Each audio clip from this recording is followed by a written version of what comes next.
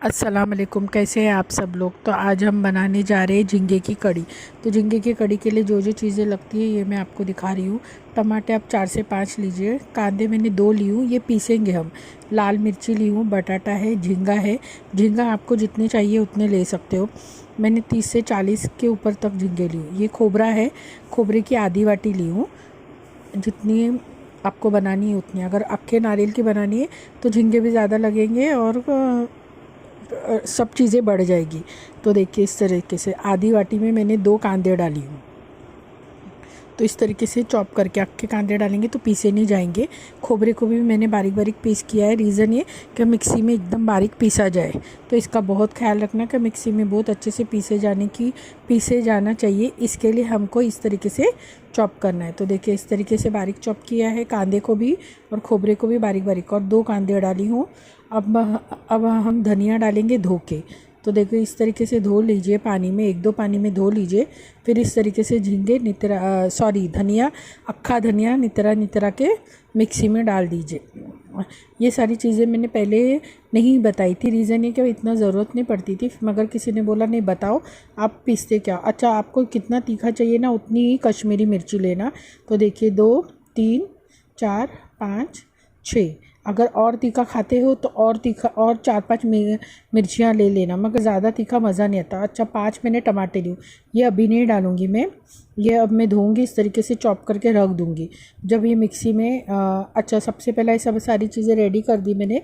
देखिए मिक्सर भी वहीं रखा है, टमाटर भी अभी तक वहीं पे रखा है। सबसे पहला मैं कड़ी बनाने के पहले चावल डाल दूँगी। तो चावल है मेरे 1/4 किलो, 1 चम्मच नमक, पानी, 3 गिलास। अब मैं इसको मिक्स करके, नमक को मिक्स कर दिया है। अब कुकर का ढक्कन लगाऊंगी और इसको बंद कर दूंगी। और अभी नहीं गैस चालू करूंगी। इसको मैंने धो धा के सब रेडी करके रख दिया है। जब मैं गैस चालू करती हूँ तो एक ही साथ सारे गैस। अब मैं पीसूँगी। तो देखिए खोबरा इस तरीके से मैंने पीस लिया है थोड़ा सा मिक्सी लगा के। उसके बाद में जब इतना पीस सही जाता है ना, तब पानी की ज़रूरत होती है। तो हम पानी की जगह पे टमाटे काट के डालेंगे। तो इसका बहुत ध्यान रखना कि जब हमको खोबरा और मिर्ची वो सारा पीसना होता है, तब हम पानी की जगह टमाटे डालेंगे। और टमाटे का पानी जब छूटेगा तो उतना बस हो जाता है। अगर आपको लगता है तो हल्का सा पानी डालना, नहीं तो मिक्सी से बाहर आ जाएगा सब कुछ। तो टमाटे इसीलिए डाले जाते हैं कि उसके अंदर का जो पानी होता है टमाटे का, वो बराबर हो जाता है सब, मतलब मिक्स हो जाता है। तो देखिए सबसे पहले मैंने पापड़ फ्राई किया। पापड़ अच्छे लगते हैं खाने के लिए, और जाहिर सी बात है कड़ी है, चावल है, और अचार की ज़रूरत नहीं पड़ती। जब चावल है तो चटनी की भी ज़रूरत नहीं पड़ती, तो पापड़ की ज़रूरत पड़ती है। तो मैंने पापड़ फ्राई कर लिया। अब मैं बघारूँगी। अच्छा, मेरा तो ऐसा होता है कि मैं तब का तब फटाफट सब रेडी कर लेती हूँ, तो इस वजह से। तो लहसुन मैंने डाल दी हूँ बघार में। देखिए इस तरीके से। तो लहसुन फ्राई होएगी तब ज़ीरा राई थोड़ा थोड़ा डाल देंगे। आपके थोड़ी छोटी सी मतलब 2 उंगली में जितना ज़ीरा राई आता होगा उतना ही डालिए। 2 उंगली को ऐसा इस तरीके से अगर हम दोनों को मिक्स करते हैं, अंगूठा और उंगली को, उतनी ही डालना है, ज़्यादा नहीं डालना है, तो नहीं तो कड़ू वगैरह हो जाएगा। तो देखिए लहसुन मेरी फ्राई हो गई है। इसके बाद में हल्का सा कांदा डालेंगे और कांदा फ्राई हो जाएगा। लहसुन, ज़ीरा राई और कांदा ये फ्राई हो जाएगा, तो जो हमने पीसा हुआ है वो हम मसाला डालेंगे। तो देखिए इस तरीके से। तो लहसुन भी थोड़ी कम ज़्यादा हो जाए। अच्छा, लहसुन और कांदा हम बघार में इसके लिए डालते हैं कि अच्छा टेस्ट आए, क्योंकि लहसुन कोई कोई चेच के भी डालता है, तो सबका अपना अपना तरीका होता है, और बारीक चॉप करके भी डालना होता है। तो कांदा लहसुन मैंने डाल दिया हूँ, और ज़ीरा और राई भी डाल दिया। अभी देखिए इस तरीके से आपको फ्राई करना है जो मसाला हमने पीस के रखा है। तो फटक से हम बघार में डाल देंगे और इस तरीके से उसको मिक्स करेंगे। और अगर पानी की ज़रूरत है तो 1 गिलास पानी आप डाल दीजिए। तो जो मिक्सी है वही ये कर धोए तक, और चम्मच इस्तेमाल जो किया है वो। तो देखिए इस तरीके से। अब 1 उबाल आए तक उसको पकाइए। और इसमें बटाटे अभी आप डाल सकते हैं आराम से। नमक मैंने नहीं डाला था, नमक मैंने अभी डाली हूँ। अगर आप पीसने में भी डालेंगे मिक्सी में तो भी चलेगा।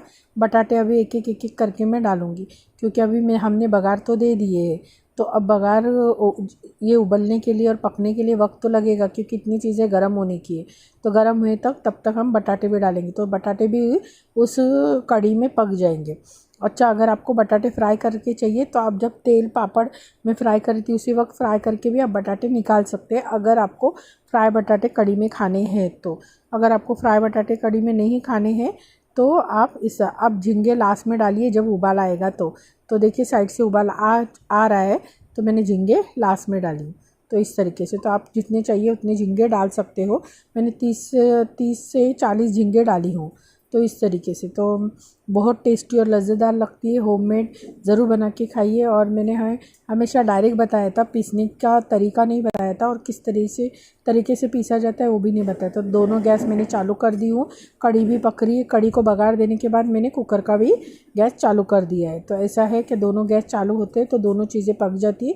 तो गैस जितनी ज़रूरत है उतना ही गैस चालू होता है, तो हमारा गैस ज़ाया नहीं जाता है। तो इसका बहुत ख्याल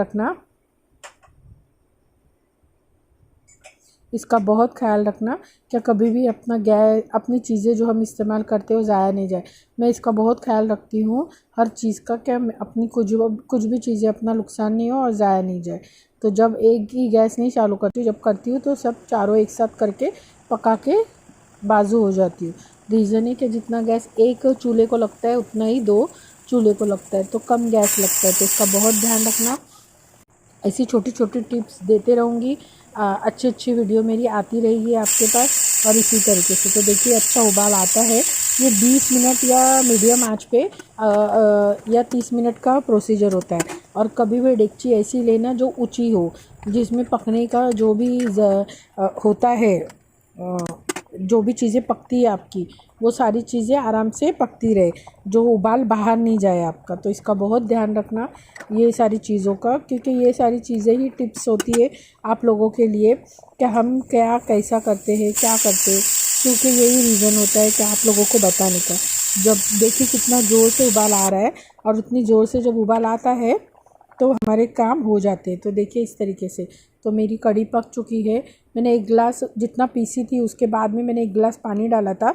रीज़न है क्या, कढ़ी भी पकनी चाहिए, बटाटे भी पकनी चाहिए और झींगे भी पकनी चाहिए। तो 1 गिलास पानी, आधा गिलास पानी अट जाएगा तो आपको बंद करना है। कितना थिक रखना है वो आपका चॉइस है, आपको कितनी कढ़ी थिक रखनी है, क्योंकि कोई पतली खाता है, कोई थिक खाता है। तो हम थोड़ी मिडल में खाते हैं, ज़्यादा थिक भी नहीं खाते, ज़्यादा पतली भी नहीं खाते, मिडल में रखते। तो वो चॉइस आपका है, और कितनी तीखी चाहिए वो भी चॉइस आपका है। 1 चम्मच मैंने नमक डाला था जब पक रही थी कढ़ी तभी। तो इसका बहुत ध्यान रखिए। लाइक शेयर सब्सक्राइब ज़रूर करते रहना, और जो भी पकाते उससे बर्तन थोड़ा ज़्यादा बढ़ा लेना, हमेशा इसका ध्यान रखना। तो कढ़ी भी हो गई, चावल भी हो गए रेडी, और माशाल्लाह से हम लोग खाने बैठ गए। आइए हमारे साथ खाना खाने, माशाल्लाह ज़रूर बोलिए, और बिस्मिल्लाह भी खाना खाते वक्त ज़रूर बोला कीजिए। शैतान नहीं आते, तो बिस्मिल्लाह बोलना बहुत ज़रूरी है। खाना खाते वक्त बिस्मिल्लाह ज़रूर बोलना, और माशाल्लाह भी मेरे वीडियो को ज़रूर देख के बोलना। Thank you, bye bye. बार बार मिलते रहेंगे नई वीडियो के साथ। Thank you, bye bye.